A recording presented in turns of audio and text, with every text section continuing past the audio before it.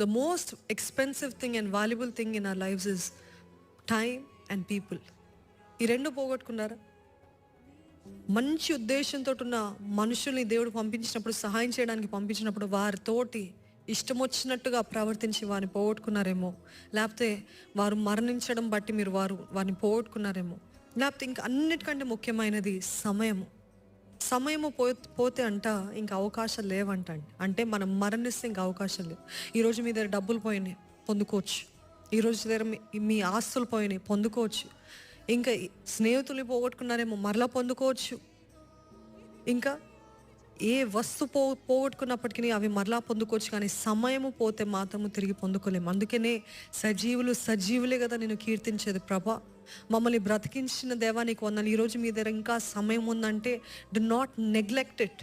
Do not say I will do with it what ever I want.